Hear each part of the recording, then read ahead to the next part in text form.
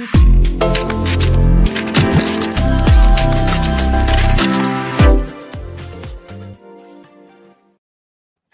hasn't taken over the web just yet, but nearly half of all new online articles are now machine written. Then the hidden toxins in your so-called healthy protein shake and why real food still wins every time. Next, meet the 101-year-old journalist who says love, optimism, and work you care about beat any magic pill for longevity.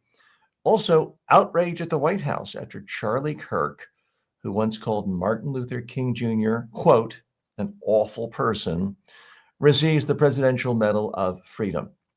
And finally, leaked messages from young Republicans joking about Hitler and gas chambers, of all things, expose how normalized right-wing extremism has become, even as the press keeps obsessing over woke language by the left no one actually uses.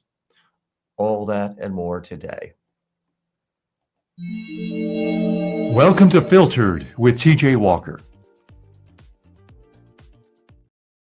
Hi, and welcome. It is Wednesday, October 15, 2025. Thanks so much for joining me on this another edition of Filtered. This is the show where we look at top business stories, technology, culture stories of the day, and then filter it through the lens of communication skills. First, let's get an update on the market yesterday. S&P 500 closed at 6,644.31, down 0.16%. The NASDAQ Composite closed at 22,521.70, down 0.76%. Never forget the long term. Always keep in mind the long term over a 25-year period. S&P 500 has gone up on average 7.42% a year. The NASDAQ Composite up 9.73% per year. So let's dive right into our top story of the day right now, our first story, and we typically cover 5 stories. Issue 1, humans still rule the web for now. AI-written articles haven't fully taken over the internet, at least not yet. A new report from SEO firm Graphite analyzed 65,000 online articles and found that while AI-generated content briefly outnumbered human writing late last year, the two are nearly even. 52% human versus 48% AI. That balance matters. Experts have long warned that if the web became dominated by machine-written text, AI systems could choke on their own exhaust, training on recycled AI data instead of fresh human insight. Graphite used its AI detector called Surfer to test accuracy and found a small false positive rate, about 4%. But the key takeaway was clear. Quality still wins. Human-written pieces dominated Google results and are far more likely to appear in ChatGPT and Perplexity citations. As UCLA computer science professor Stefano Soato said, quote, at this point, it's a symbiosis more than a dichotomy. Humans and AI are now co-writing the internet. What's the real message here? Half of everything you read on the internet wasn't written by a human being, a thinking, sentient human being, a journalist, an expert. It was written by a computer, by AI. This means you have got to spend real time scrutinizing your sources even more stringently. Otherwise, you could be getting AI slop fed to you by an algorithm just telling you what you want to hear. Let's dig a little deeper here. We do live in an age where so many people say, well, I don't read the news. I don't watch the news. I just get what I need from Facebook, TikTok, and hello to our friends on TikTok today. Sure, there can be great sources of information on any social media outlet because someone took the time to read a real article from a real researcher or a real journalist from a reputable scientific journal or a reputable news magazine or news outlet or TV network. So it's possible to get good news from social media, but it's far more likely you're going to see slop because at some point the algorithm detected you like this tribe, you hate this tribe. So it's going to send you more and more stories saying, hey, The people in this tribe you don't like, here's further proof they eat babies. Here's further proof they have two heads. Here's further proof they're stealing from you. And you go deeper and deeper and deeper. I'm a big believer that we need to be teaching literacy and media literacy in particular to young people, but you know what? Old people need to read it too. If you sit in front of a TV all day and you're only watching one channel, even if it's a pretty good channel for news, you're not really getting a full picture. In my own media diet, I really try to get fact-based journalism from across the spectrum. Those of you who watch or listen to Filtered regularly know that I routinely cite sources like the Wall Street Journal and the New York Times, the Atlantic, which is on the more liberal side, and Reason Magazine, which is on the more libertarian side. I'll never forget one day, it was an election night. It's sort of an off-year election. I believe it was 1997. I was doing election night commentary for a regional TV network in New York. And I was in a studio in Midtown Manhattan. And I was doing commentary with another commentator, John Fund, who at the time was with the Wall Street Journal. And he was also Rush Limbaugh's ghostwriter. So we were chatting. And I said, who do you think is going to win tonight? He's like, oh, I already know. Look at this source I have. And he showed me the Drudge Report. I had never heard of it. This was before the Monica Lewinsky scandal that really made the Drudge Report famous. And maybe it was even the 96 election night, but it was 96, early 97, an election night, but it was before the Monica Lewinsky scandal broke. And I could tell you from that day on, I don't think there's been a day where I haven't gone to the Drudge Report. Now, at the time, it was seen as a far, far right, pro-Republican, pro-impeachment online news aggregator. Since then, it's more sort of anti-Trump, but it routinely cites every single possible website news source. First of all, it lists them all. And if there's a story juicy, they will quote Breitbart. They will quote all sorts of other right-wing and conservative and MAGA-friendly news sources. So I expose myself to all of that. But I do make sure I have a grounding in what I consider to be serious journalism. And Wall Street Journal is still a serious journalistic outlet. The New York Times, do they always get it right? Do I have a few nits to pick with them from time to time? Absolutely. Do I think their treatment of Paul Krugman was shabby and they never should have let him go? Absolutely. But by and large, the New York Times, the Wall Street Journal, the Washington Post does still deliver serious journalism. Now, has Jeff Bezos kind of monkeyed with the editorial page and run off a lot of good non-conservatives and yet still keeps George Will? Yeah. But when it comes to fact-based journalism about the world, I still find that reputable. And if you are looking for news only from a source that is seen as highly, highly ideological and only on one team, you're really shortchanging yourself. So I urge you, real leaders, really successful people have values, have beliefs, have norms, have preferences like everybody else. But they want to know what's really existing in the world. They want to know how other people think. They want to know what is reality. And if you put yourself in a filter bubble, which is easy to do if you just go to the same sources and you're on social media every day and you click on certain buttons where, oh, something bad happens, a humiliated someone I don't like, and you share it to your friends, that's what you're going to be inundated with for the rest of your life. And it's going to make you, frankly, a stupid person. I hate to say it in such blunt terms, but that is reality. Let's look at some more of the facts here.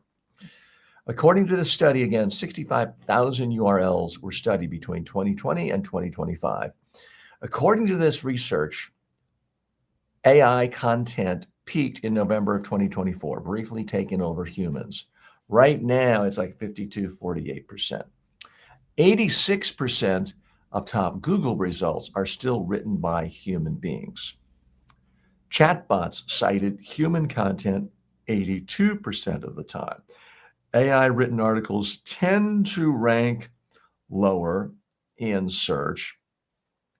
But at some point, the real danger and the fear of a lot of people, the fear I have is, do we get to the point where these large language models and these AIs are just creating 10,000 articles every second about every topic, to the point where finding a real story is like going to the beach and looking for that one piece of sand? It might be there, but there's no way you'll find it with the trillions of other pieces of sand in the vicinity. So that's still very much a concern. According to Pew Research, only 6% of users fully trust AI written summaries, and that's why it's wise to be skeptical. Now, full disclosure, I do use AI to do some of my writing. When I do this show here for you every day, 7 days a week, I have AI look at source material from the Wall Street Journal, from the Washington Post, from the New York Times, from other reputable news organizations. It sucks in the data, and then I ask it to summarize in about 160 words. So I can have a setup for my teleprompter. I'm not reading a teleprompter this moment, but typically the first 45 seconds of a segment, I'm reading a teleprompter that AI wrote. So I do use it. I find it, but you have to check it. Sometimes it messes up the facts, especially if you just ask it a question. If I just say, hey, write news stories about what's happening today, it would garble all sorts of things. If I cut and paste and say, here is a story from the Wall Street Journal, it's 2,000 words long. Give me a 160 word summary and cite the source. Let's give credit to the Wall Street Journal. I found it's amazingly effective doing that. Now, the other way where I use AI on a daily basis is once the show is over, my team downloads my show, the entire show. So it's typically hour and 10 minutes. So it's many, many, many thousands of words. It's downloaded in a transcript format. It's then put into ChatGPT in a project where it then is given the task of turning it into a newsletter where it has a brief summary and then pulls a quote from what I said. It does occasionally mess it up. I wish I could tell you I had the time and energy or resources to really write every newsletter from scratch. Now, here's what I do. You can tell me whether you think that's good enough or not. I say at the bottom of every single newsletter that this newsletter was written by ChatGPT based on one input, transcripts of word for word of what I actually said on the show. And it will occasionally make mistakes. I apologize. If you see a mistake, please notify me. Now, no one has yet notified me of a single mistake in the newsletter, and I've been putting that out now for going on 7 weeks. Doesn't mean there weren't mistakes. So that's how I'm trying to handle this in an honest and ethical way. But make no mistake about it, AI created content is coming everywhere. And if you're a regular of this show, either listening on a podcast platform or watching on YouTube, you've probably seen ads for my interactive clone, tjwalker.ai. Again, it is using AI to create and arrange words. In this case, it's coming right out of my mouth in the AI clone. But again, I believe it's ethical and honest because the only thing feeding the clone are my own words from my own courses, my own books, my own podcasts, my own YouTube show. So it's pulling from the original source, which is my brain and the words that come out of my brain. So I do think we're going to see more people using AI to expand their reach, to try to go to different formats. Like it's easier for me to talk than it is to write. Yes, I've written books, but it's much easier for me to talk for an hour than to write 6,000 words. But for some people, they might like to write and then have AI generate that in a human sounding audio, or maybe even in their own voice. So once you create content in any one format, you can then reposition it and repackage it using the power of AI to be in any format. And it is exciting times, but there's obviously a lot of area for misuse and abuse. More in a moment. Want to communicate like a pro? Go to MediaTrainingWorldwide.com. Millions have already transformed their speaking skills. Why not you? This show doesn't run on a lot of corporate sponsorships or big media backing. It runs on caffeine and your support. If you like what you're hearing and want to say thanks, you can buy me a coffee. Really. Just go to buymeacoffee.com/TJ Walker. It's quick, it's easy, and yes, it helps cover editing, hosting, and staying relatively ad-free for as long as possible. Buymeacoffee.com/TJ Walker. Your $3.95 makes a real difference. Okay, we are back to Filtered with TJ. Thanks so much for joining me today. Let's dive right into issue 2, lead in protein powders and a lot of other so-called healthy food and junk food even. A new Consumer Reports investigation found that more than 2/3 of popular protein shakes and powders contain unsafe levels of lead.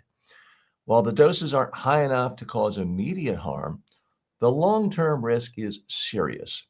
And it's a reminder of how much junk hides behind health marketing. I mean, these days, you can go to almost any junk food store, any candy store, any fast food store, and people talk, oh, it's got protein in it. Most protein powders are loaded with sugar, chemicals, and cheap fillers, the very ingredients that cause inflammation and disease. Add lead contamination, and you've turned a fitness supplement into a toxic cocktail. Nutrition experts say the body doesn't need powders to thrive. You can get all the protein you need from whole foods, nuts, seeds, beans, lentils, and oats without ingesting heavy metals or empty calories. As Stanford's Dr. Stephen Luby put it, we should be asking ourselves, is this exposure to protein powder creating more risk than it is benefits? Okay, what's the real message here? You are being scammed. Marketers want to convince you, oh, I can put more protein powder, in this chicken nugget, in this candy ice cream cone, and you're going to be healthy. It's a scam. Stop doing it. If you want protein, eat a walnut, eat a seed, eat real food, eat real vegetables. You can eat meat too. It doesn't need to be fried and candy coated to get the protein. Let's dig a little bit deeper. This is insidious, and it gets back to the basic problem that we face in modern capitalism. Look, I'm a capitalist. I don't want to ban products that people want to buy just because it's not perfectly healthy. But the reality is lentils don't have a multi-billion-dollar advertising campaign budget. They just don't. Seeds in general don't have multi-million-dollar ad campaigns. Walnuts, even peanuts has some, but nuts have nothing compared to what McDonald's has and what some of these big so-called health drinks and protein powders have. The whole reason they have money to market to you is they're taking something from the real world, putting lots of different packaging, a lot of other stuff, a little color, pretty pictures, typically sugar into it, jacking up the price a lot and selling it back to you. And it is destroying your health. Ask yourself, if all these protein powders were making people so much healthier, all this extra protein in so many foods could give everyone big bulging biceps and a tiny waist, wouldn't you notice it at the grocery store when you're walking around? Wouldn't you notice it at the park, at the Walmart? I don't know about you, but that's not what I'm seeing. I'm not seeing tons and tons of ripped muscles everywhere. I'm seeing an epidemic of obesity, diabetes, and people being overweight. And part of it comes from this idea that if I just buy one more potion, one more magic powder, if I just go to this fast food restaurant and get the new enhanced extra protein version, I'll be okay. No, you need to actually buy real food. And I mentioned peanuts and walnuts and sunflower seeds and chias. Those are things I eat every day in large amounts. And no, I'm not a vegetarian, but I do get a lot of protein from seeds and nuts. But even there, you got to be tricky because marketers have figured out, hey, let's take this healthy peanut, this healthy walnut, and let's just put tons of sugar and salt on it. People will like it more. And it's right. If you're sitting there watching TV and you have some sort of peanuts, some sort of nuts, and it has this wonderful coating of sugar and salt. It reaches that bliss point. And you eat one and you eat another and then another. And before you know it, the 1 pound bag is gone. And all the health benefits you could have received are gone because you've loaded up your body with sugar, which is going to make you hungry in another few hours. Salt, which is bad for hypertension. Now, by the way, I'm not a medical doctor. These are all obvious things that everyone knows if they spend 2 seconds researching this. Plus, if you eat a whole bag of nuts, if you eat a pound of any nuts, that's going to be way, way more of a caloric intake than you need in a day. When you eat nuts and seeds that don't have sugar and salt on them, they're tasty. They're filling, and it's much easier to stop after just a handful. Let's look at some more of the facts here. It's important to realize and remind ourselves supplements face almost zero oversight by the Food and Drug Administration, especially in this administration.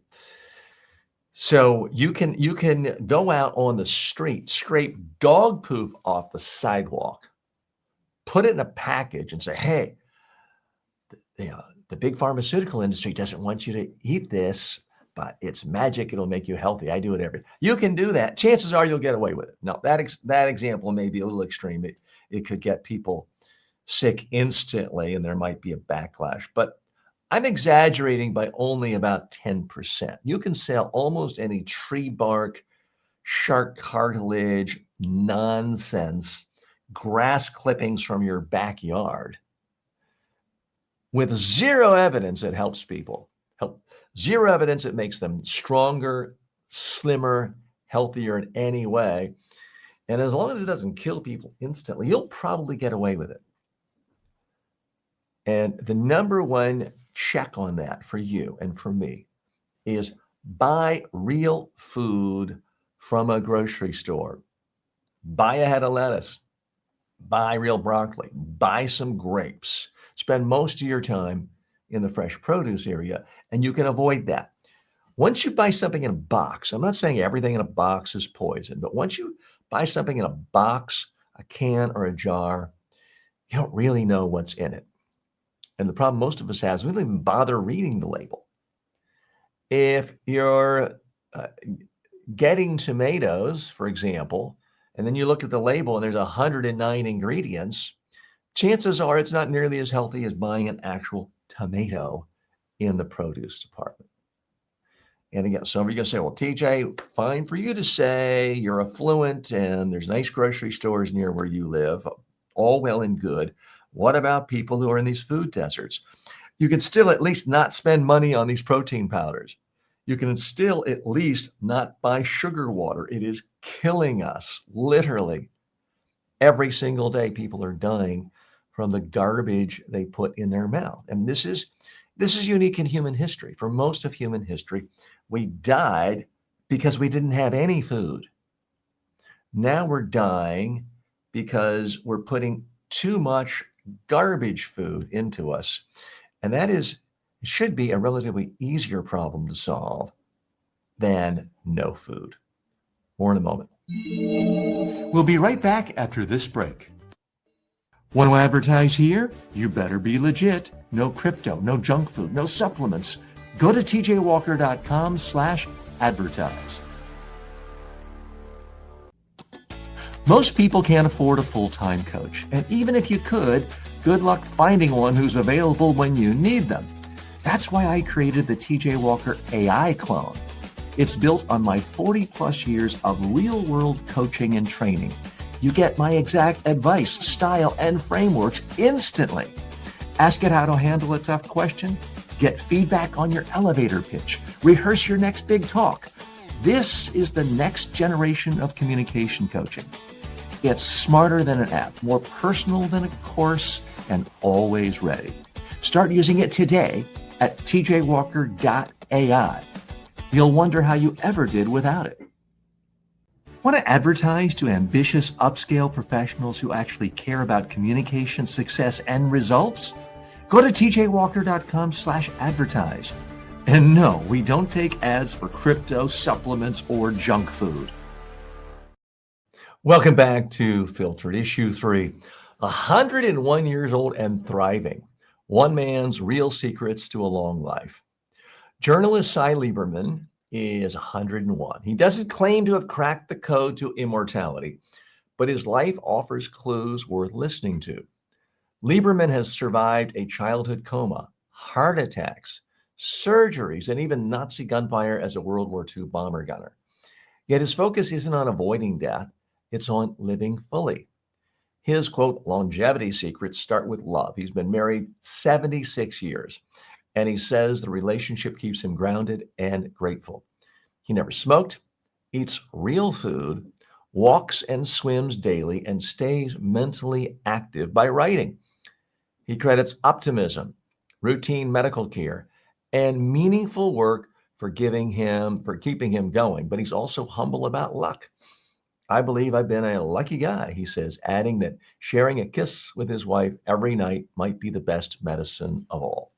Okay, what's the real message here? Every time I see one of these guys who's 101, it always strikes me as interesting that they never once say it's because of this tablet, it's because of this secret potion, it's because of this magic olive oil I drink every night. No, it's never about that. It's about things that you can't buy. It's about daily movement, exercise, love, having purpose in your life. Let's dig a little bit deeper here. So these stories pop up from time to time. I like to talk about them because I believe they don't get enough publicity. For every story like this, where we see someone living 101 years and he's active and is thriving and his mind is working well, it's not just that he's barely hanging on in a hospital bed. He appears by all accounts to be thriving, and he's writing major articles for the Washington Post. A lot of us would like to be that active when we're 51, much less 101. But again, what strikes me is in our popular culture, we're inundated with stories like this Brian Johnson fellow, the guy who wants to never die, and he's hawking us literally products called snake oil. His version of olive oil, which is, I don't know, $1,000 an ounce. I'm exaggerating, but only slightly. He's talking about all these, tests and 151 pills he takes every day. I'm going to go ahead and make a prediction here, and I wish everyone could live forever. But I'm going to make a prediction here. This 101-year-old journalist, Cy Lieberman, who eats real food and exercises every day and has someone in his life who loves him, is going to outlive Brian Johnson, or at least live years longer. He may die sooner, but I think he's going to live a much longer life than Brian Johnson, the guru who brags about every single thing being poked and prodded and potions he takes and the 151 pills he takes every day. That gets attention. This 101-year-old is unlikely to get a Netflix special the way Brian Johnson did. He's unlikely to get all sorts of endorsements and influencer deals because it's not about a product. Again, I'm a capitalist. I love capitalism. I sell products. But when you're selling products specifically to help people live longer, once you get into the type of food and supplements and things like that, you almost by definition are harming people. Because if you want to live longer, you're much more likely to do so by eating real food that is unprocessed. Therefore, if it's as a business model, it's extremely difficult to say, okay, people are selling, peanuts, walnuts, and sunflower seeds, just hypothetically $1 a pound. How can I sell them and make more money than that? Well, you've got to package them together, put a pretty package on. But people aren't stupid. They're not going to buy the same thing you're selling for a lot higher price. So that's when you add the sugar and the salt and all the other things that can make it addictive, yet actually destroy your health. So this is why it's important that we all pay attention to Cy Lieberman and don't just say, oh, that's a nice human interest story. I'll look at another one like that 14 months from now. Meanwhile, every single day, our feeds are filled with people who look beautiful, tiny waist, glowing skin, rippling muscles, male or female. And they say it's all because of this green smoothie. Buy all these potions and pills and powders. Buy this magic blue powder. That's not what's doing it. It's almost inversely proportional. The number of ads and mentions and promotional mentions for any kind of food or health product is almost inversely proportional to how good it is for you. This does not have a marketing campaign. This is a glass of filtered tap water.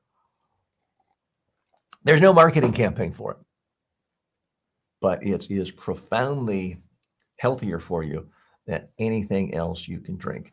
And no, you don't have to be a nutritionist or have a PhD in biochemistry to know that.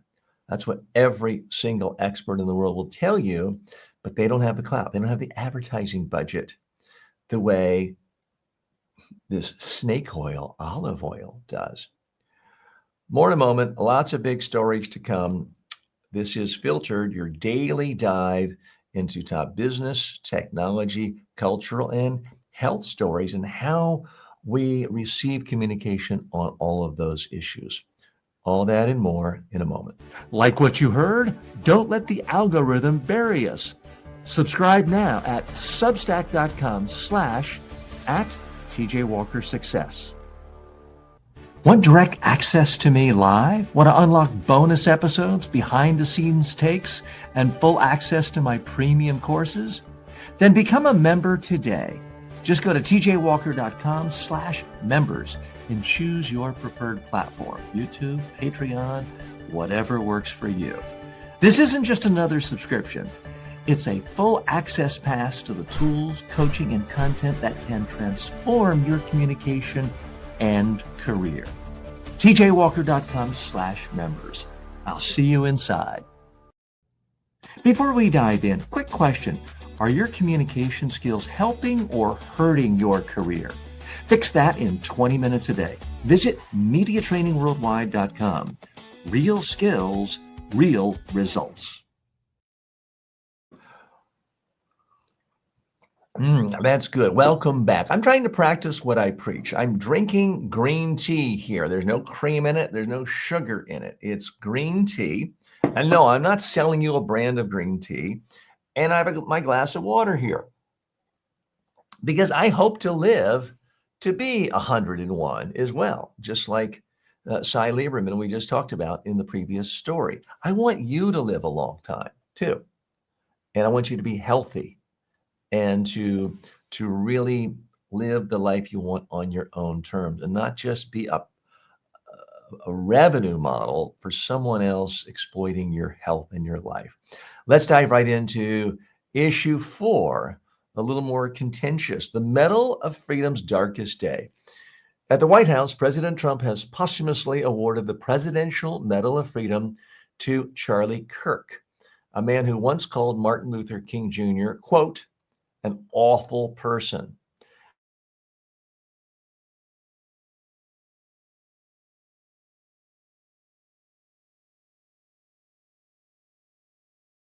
It was an absolute tragedy that he was assassinated. But this is the same medal that once honored John Lewis, Rosa Parks, and Nelson Mandela. It's now being used to glorify a figure who spent his short life attacking equality and decency. Kirk's own words tell the story. He claimed, quote, transgenderism must be eradicated from public life.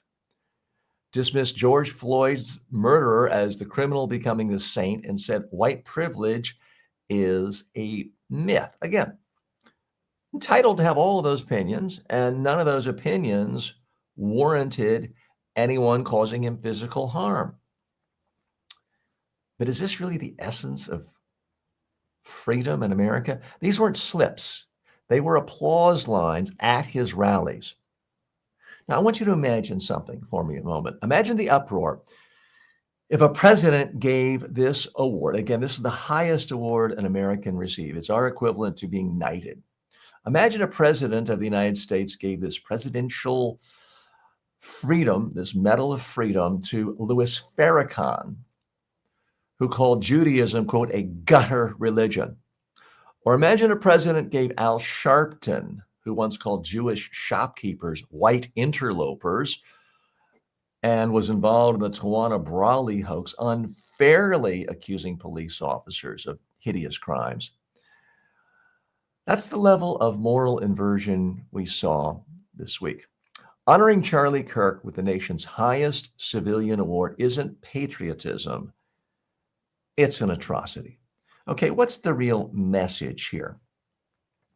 When Trump gives the highest Medal of Honor, the Presidential Medal of Honor let me do that over. Folks, this is live. This show is live. So you're going to see that. It's going to be on. But I do another version so we have certain elements that we can use for short form media. So I'm going to do that part over. What's the real message here? When President Trump gives the Presidential Medal of Freedom to Charlie Kirk, he's sending a message. Minorities, stay in your place. If you're not straight, white, male, and Christian, you no longer count in this country. So shut up. The new honorifics are going to go to people like Charlie Kirk. It's a new era. That's the message. So let's go a little bit deeper here. Again, there are those of you who are going to write comments here, and you're going to say, wow, TJ Walker is so awful. He was applauding the assassination of Charlie Kirk. No, that's not what I've done. I think it's abhorrent for anyone to take the life of someone else, especially for their beliefs. So no, I'm not condoning political assassination of people who have views I don't share. And you are a despicable liar for even insinuating that I've done that or that anyone has done that, because there has been a massive conflating of the idea that someone could be critical of Charlie Kirk's political views, and that's somehow the same as endorsing his assassination. It's not. It absolutely is not. There are plenty of conservatives, in fact, there are a lot of liberals who have been harshly critical of John F. Kennedy in his career and his policies as president. They've written entire books on it. And yet, just because you're critical of John F. Kennedy doesn't mean you approve of Lee Harvey Oswald or whoever you think murdered Kennedy. It doesn't mean that. So we're going to have to grow up, boys and girls, and realize that you can criticize someone and their values and their policies and what they advocated and their rhetoric, and it's not the same thing as endorsing assassination. It just isn't. And those two ideas have been commingled in a way that's meant to shut down criticism. And I'm not going to tolerate it anymore, and I hope you don't either. Let's look at some more of the facts here. So again, there have been plenty of quotes out there about Charlie Kirk circulating that he did not, in fact, say. He did not apparently say, yes, I would like to stone to death any gay person. He didn't say that. Now, he certainly endorsed the Bible, which does endorse that. But I want to just stick with what he actually said. He said Martin Luther King Jr. is an awful person. You have a right to think that someone who fought for the rights of Black people to be able to vote, to be able to have a job, to be able to sit at a counter at a restaurant, you have a right to think that person's an awful person. But to then have the White House put their hand on you and anoint you as the epitome of freedom in America is a bit much. And the idea that I and others can't criticize that as despicable is just not acceptable at all. Kirk also said that diversity is essentially cultural Marxism. Okay, if you want to believe that, that's fine. But to suggest that that's a mainstream ideal, and that's something that most people value in America or believe, is just absolutely nonsense. Okay, I'm tired of talking about this person. I don't mean him any additional disrespect other than what I've already heaped on regarding his values, his rhetoric, not his right to live. I wish he were still alive. And I wish we lived in a country where people didn't give handguns and machine guns and other guns out like candy. I have to put one little extra dollop at the end. This is one example where I think the mainstream media and even the left of center media has done a horrible job. There's now kind of this consensus that because the person the lead suspect, whom everyone believes murdered Charlie Kirk, because he has said some things to suggest he was against Kirk for ideological reasons and therefore is a part of the left. It's now become just accepted that, okay, well, this guy was a part of the left in the way that so many white supremacists who've killed people are a part of the right. I think it's time we all looked at things with a little more nuance. All human beings have multiple influences going on in their life. When former Lieutenant Governor of North Carolina,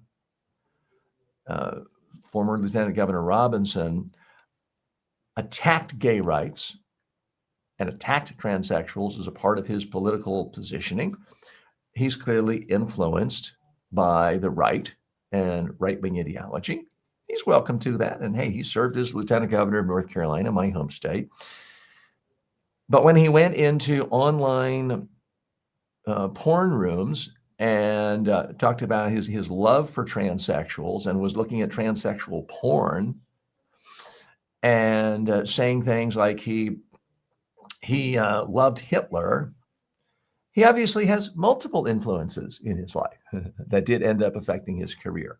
So I think it's perfectly possible someone like the alleged killer of Kirk had some left-wing influences and ideologies. That's certainly a part. There's no evidence whatsoever he was a part of any liberal or left-wing or radical or Antifa organization whatsoever. But some part of those ideas filtered down.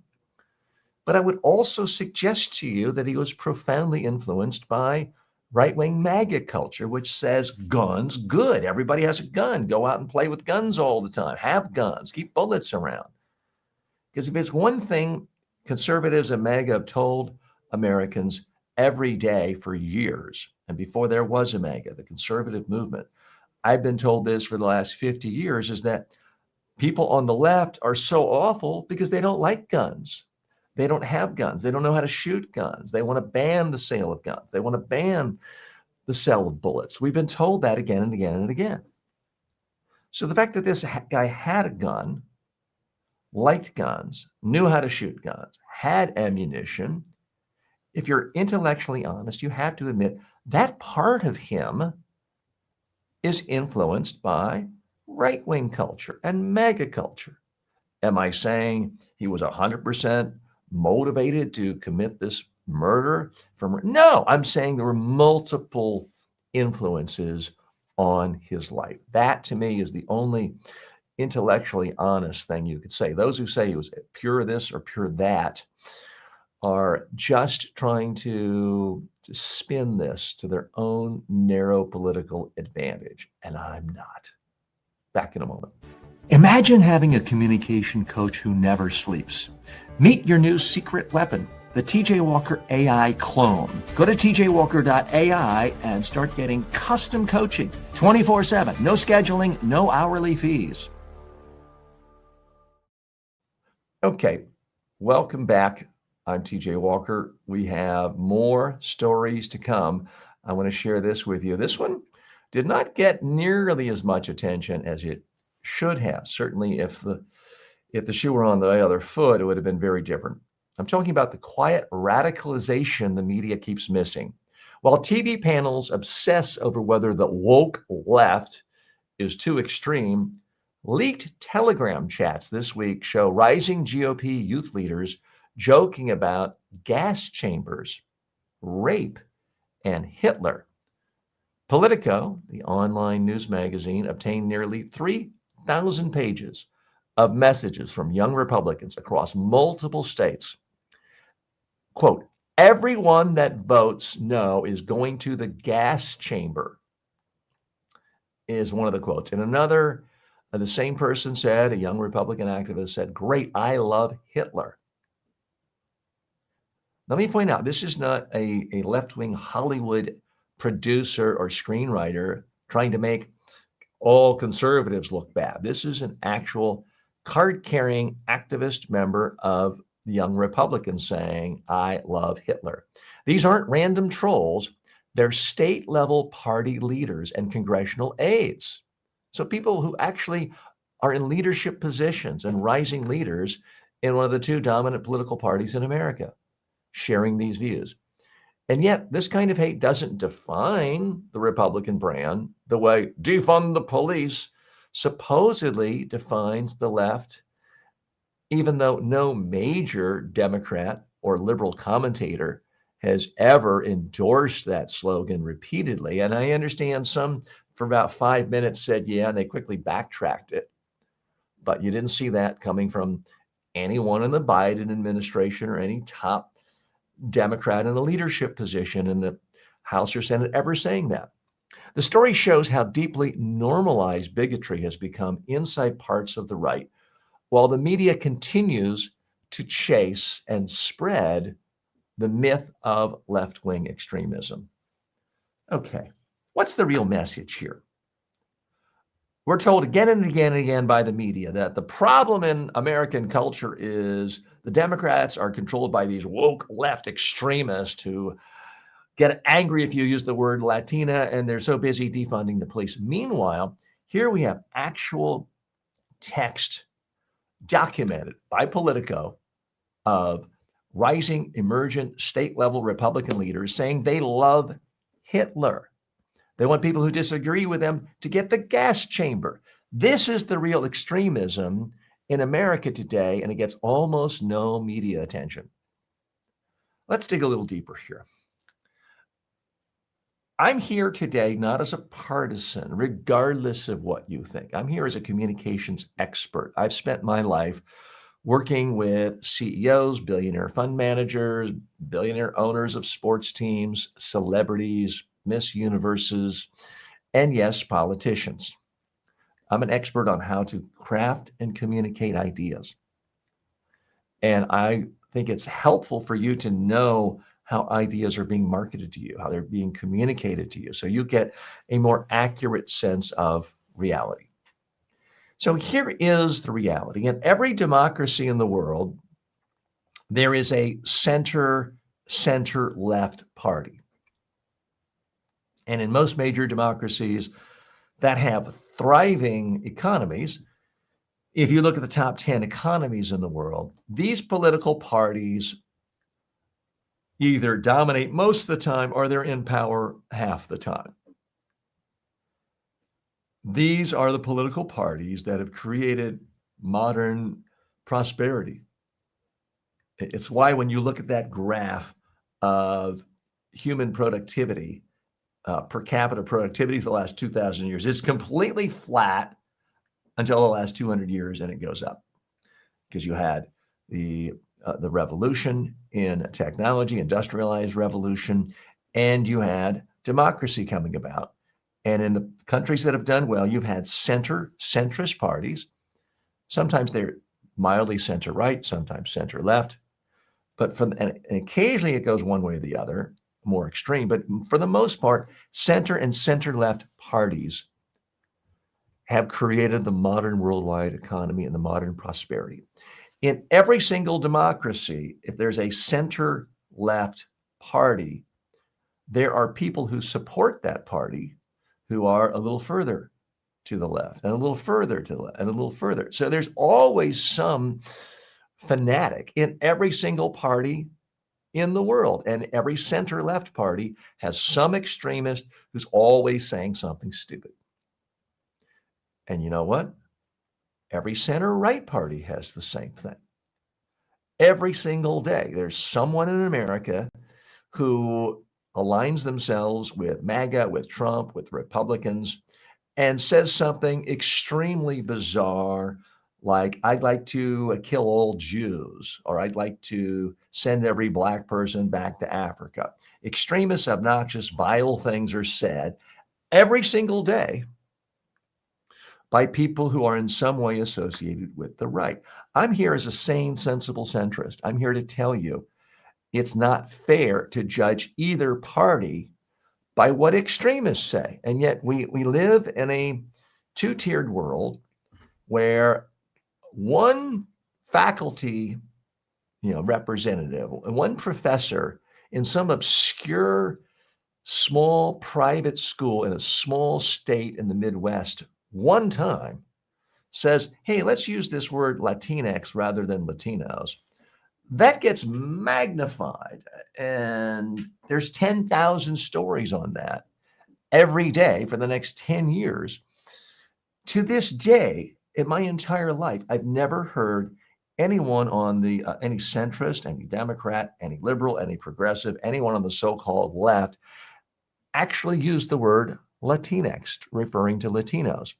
What I have heard hundreds, if not thousands of times, is Republicans and conservatives and talk show hosts and people like Bill Maher, who seem to make a living out of putting a spotlight on the so-called atrocities of this radical woke left that's taking over the world.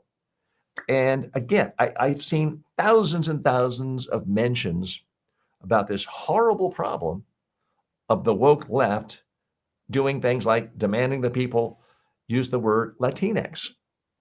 And yet I've never seen it once. I defy you to show me a speech on the floor of the House of Representatives from a major Democrat or from President Biden demanding that everyone refer to Latinos as Latinx or Spanish-speaking people as Latinx. You can't find it. Google it. You'll find out. And yet we're told again and again and again that, the Democratic Party is so far left. They're so far woke. They're so extreme by doing things like saying, you've got to use Latinx. They're beyond the pale. And the other one is that we have to defund the police. Okay, out of 10,000 elected officials in this country, if you look at president, you look at senators, House members, governors, state legislators, mayors, city commissioners, soil conservation managers, people who ran as a Democrat and won and served office. I defy, out of 10,000, I defy you to find more than a handful of who actually called for defunding the police. And I really would be interested if you could find any who said, let's eliminate the police. Now let's step back for a minute.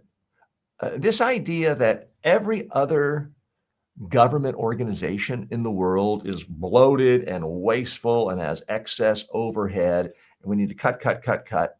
That's a common thought that we hear every single day from primarily conservative ideologists and conservative political leaders.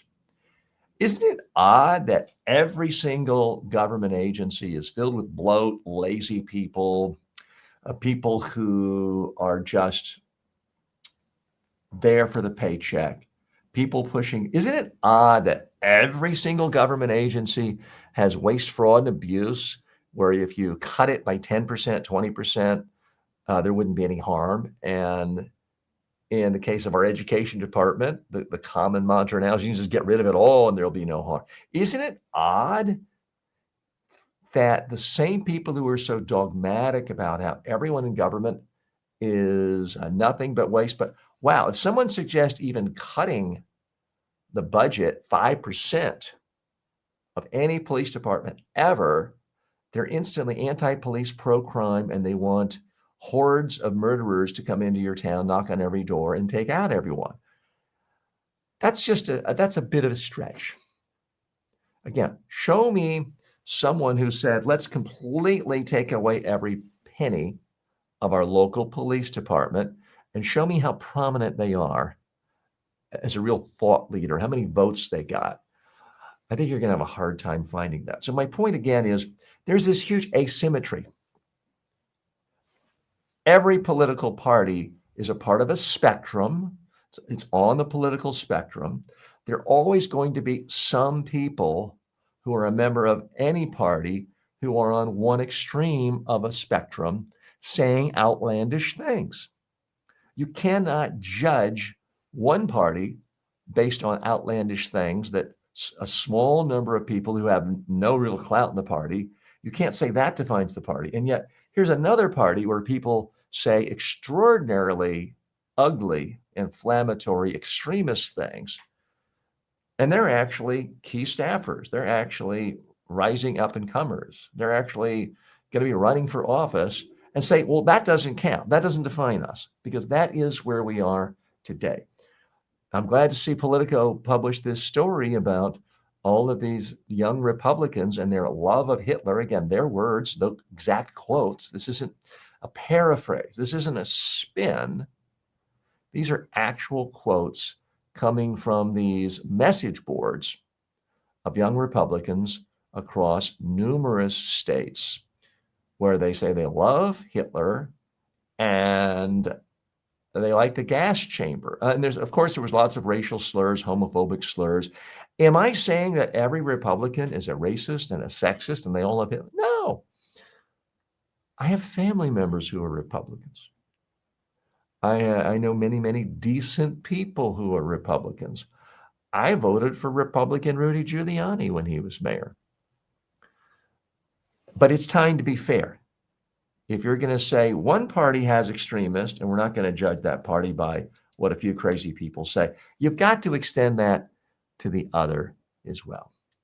Okay, that sums up our top stories of the day. We do have time for our grab bag section of the show. This is where we go a little deeper into some stories that didn't get as much attention as they should, but we can't spend 10 or 15 minutes on it.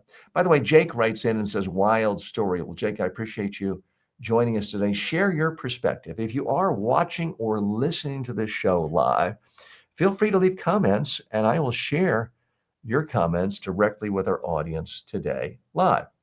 Most of you consume this show, whether it's in a video format or an audio format, on either a podcast platform or a social media platform. And it's on demand. Leave comments wherever you see this. If you disagree with me, post your comments. If you think I got my facts wrong, post your comments. If you hear something you like or you want me to cover in more depth, post your comments. I do read every comment and typically respond. I would like to hear from you. Okay, first story. In Chicago, federal immigration agents fired tear gas on the city's far south side during a chaotic clash with residents. 13 police officers were also hit by gas. As the Trump administration expands its immigration sweeps, neighborhoods are responding with community defense. These are community defense groups, volunteers using horns and whistles to alert each other when ICE shows up. So what we're seeing here in places like Chicago is actual American citizens under attack from outside invaders. It just so happens the outside invaders are also American citizens. It's bizarre. I want to share with you, and apologies to the podcasting audience, this one clip that I think really summarizes the state of America. This is in Chicago. And what you're about to see, you may want to cover the eyes of any children. There's no blood or anything, but what we're seeing here is an ICE official, which is basically a quasi-military illegal organization run by the Trump administration. He shoots a pastor in the head. Watch this video and tell me if it looks like the pastor was doing violent things that justify this. Here we have a pastor who is looking up. He's apparently praying. He's not near anyone. He's not doing anything. He's not attacking anyone. Here's an ICE official, shoots him in the head. And this is the modern America we live in, where you can be a pastor praying in America, and you can be shot in the head. Now, fortunately, it was a pepper ball this time. It was not a bullet. It apparently didn't kill him. But is that what's going to happen next? Is that really what we want? So this is America, folks. People got to wake up. David Brooks, the New York Times columnist, the conservative, also writes for the Atlantic Monthly magazine. He has an excellent piece. I'm going to try to share that in more detail later, where he points out that we need mass demonstrations in America. Too many people just think of this as, well, this is like the difference between George Bush and Barack Obama and things change. No, we are in an epic sea change in our culture. And it could be as dramatic as Marcos running a dictatorship in the Philippines and one day people power taking it back. We may have to have actual demonstrations. We may be entering a new era, an era of right-wing authoritarianism that is sweeping the world. It's happening in Hungary. It's happening in Turkey. Maybe happening in the Philippines again, and it's happening right here at home in the United States. So too many people are just complacent about this idea that, well, there's going to be midterms and things will change. Well, what if there aren't midterms? Or what if, like the scene I just showed you, what if ICE goes and selectively targets voting precincts in swing states and in swing congressional races and just starts saying, hey, you look like you're black or a minority and you're thinking of voting today? I got another plan for you. Here's a pepper ball shot at your head. And now you're on the ground. You sure you want to go vote, or maybe you want to go to the hospital now? Sounds crazy, right? Sounds like, TJ's drinking some Kool-Aid or so. Well, look at what we just saw. We saw in Chicago an ICE official shooting a pepper ball to the head of a minister who was peacefully praying and protesting the invasion of his community by intruders. So if they could do it there, why not on election day? And you can say, well, TJ, certainly they wouldn't target by state or by oh, yes, they would. Look at the targeting of what is happening right now with government funding. Trump is using this excuse of the government shutdown, and he is like 98% of government contracts, building, infrastructure building. He's canceling those just in Democratic districts and Democratic states. So you cannot convince me he wouldn't do similar things come election day next year. And yeah, we may technically have elections for the 2026 congressional races, but how meaningful are they if Democratic candidates, Democratic leaders, Democratic get out the vote people get shot with pepper ball to the head, and instead of voting, they're off at the hospital?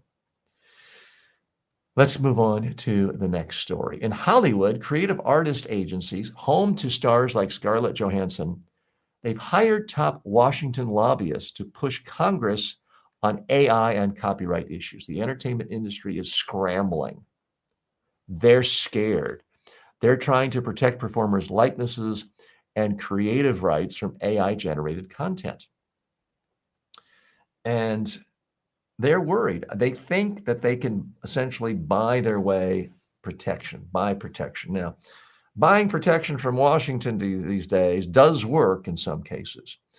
I don't think it's going to work for the entertainment industry, in part because everything in the entertainment industry is about artifice and fakery. I don't mean that as a bad thing, but if you go watch a movie that's a cartoon movie, everything is fake. You can say, well, there's real voices voicing it, but the story is made up.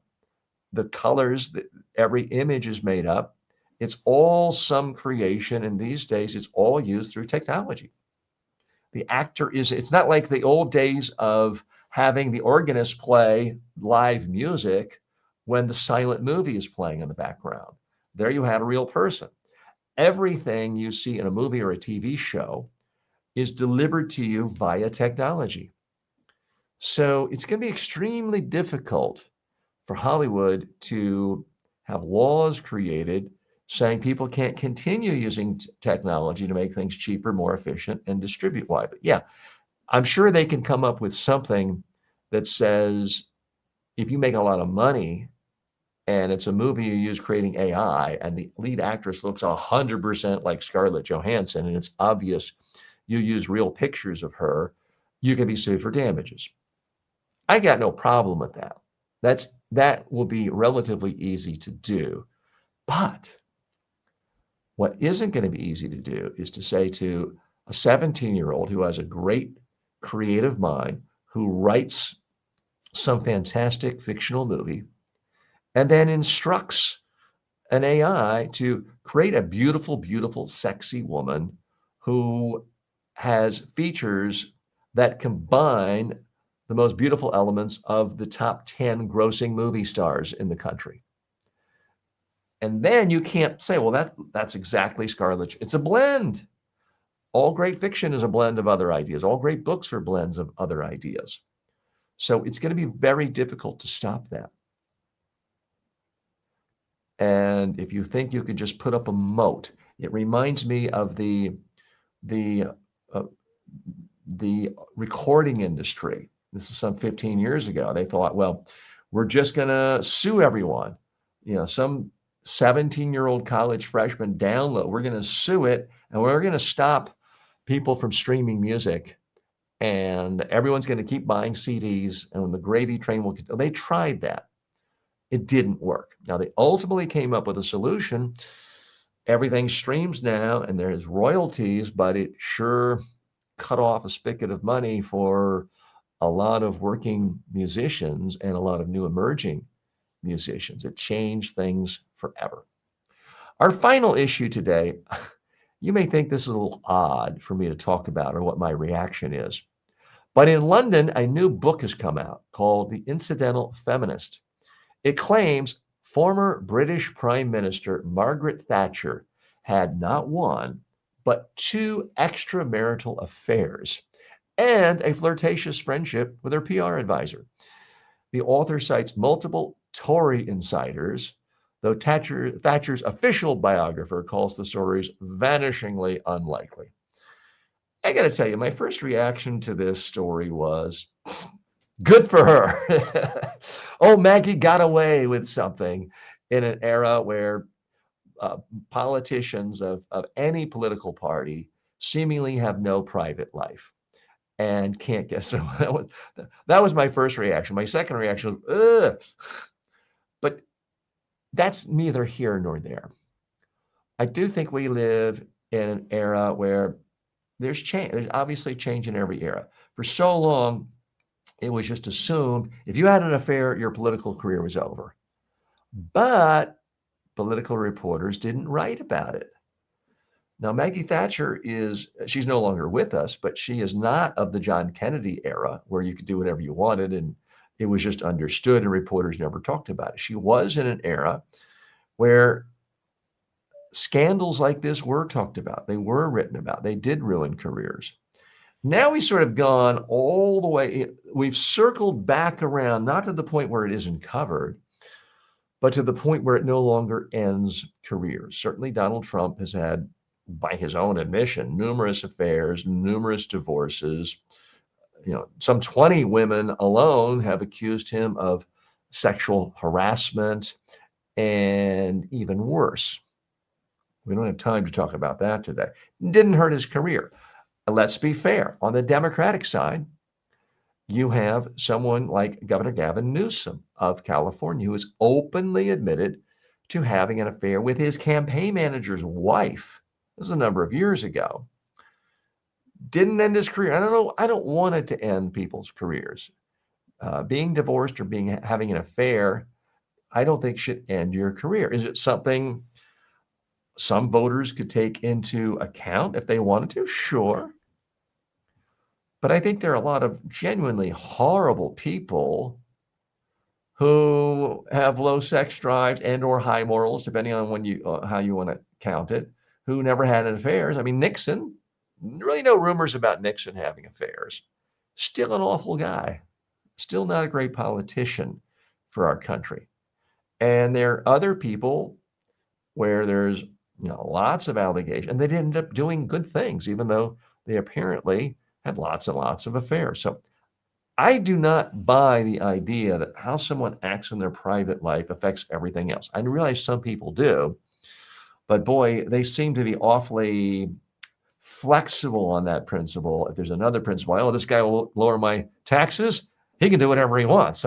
Here, he can take sheep, whatever you want, as long as you lower my taxes, is the philosophy of many people who previously claimed that you should judge politicians or eliminate politicians for having less than perfect home lives. So interesting tidbit about Margaret Thatcher. I will say this in her defense, which is any famous person, I find this today, any famous person in the world, people like to gossip.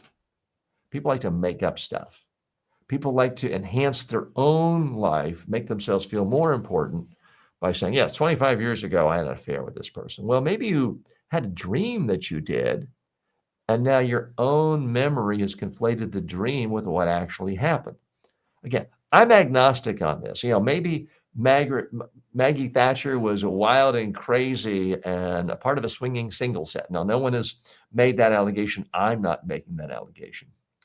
But I'm just always skeptical about rumors of famous people's sex lives. And it's not because they're all chaste and they're all exceptionally virtuous. It's just the nature of being famous in the spotlight. So many people are thinking about you. And so many people kind of rewrite their own personal history in ways of self-aggrandizement.